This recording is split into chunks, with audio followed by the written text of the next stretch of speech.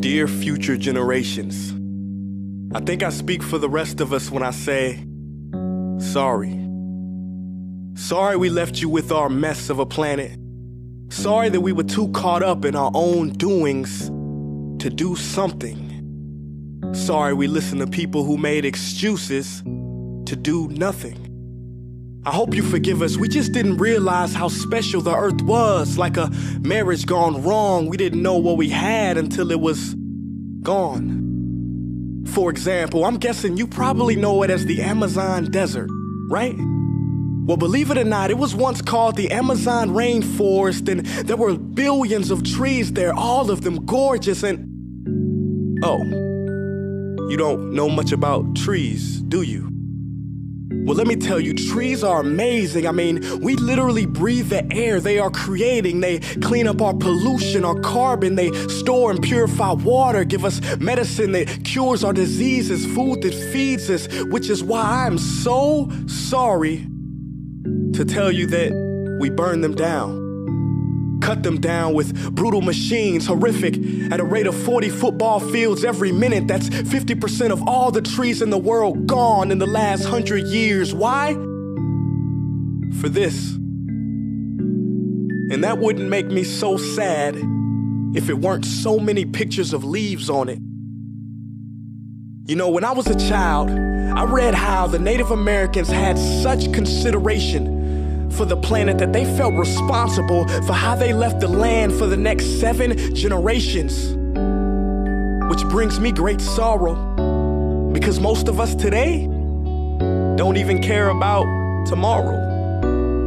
So I'm sorry. I'm sorry that we put profit above people, greed above need, the rule of gold above the golden rule. I'm sorry we use nature as a credit card with no spending limit, overdrafting animals to extinction, stealing your chance to ever see their uniqueness or become friends with them. Sorry we poison the ocean so much that you can't even swim in them. But most of all, I'm sorry about our mindset, 'cause we had the nerve to call this destruction progress. Hey Fox News, if you don't think climate change is a threat, I dare you to interview the thousands of homeless people in Bangladesh. See, while you were in your penthouse nestled, their homes were literally washed away beneath their feet due to rising sea levels. And Sarah Palin, you said that you love the smell of fossil fuels.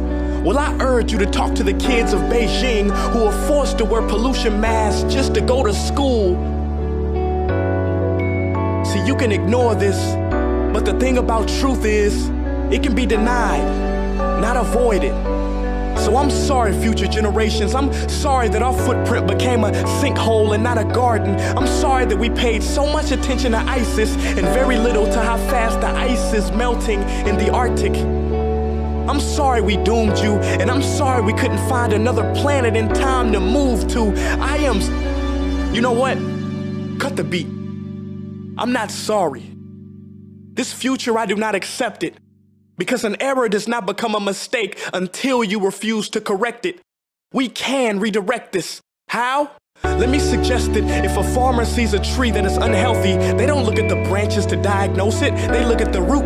So like that farmer, we must look at the root, and not to the branches of government, not to the politicians run by corporations. We are the root, we are the foundation. This generation, it is up to us to take care of this planet. It is our only home. We must globally warm our hearts and change the climate of our souls and realize that we are not apart from nature, we are a part of nature. And to betray nature is to betray us. To save nature is to save us. Because whatever you're fighting for, racism or poverty, feminism, gay rights, or any type of equality, it won't matter in the least.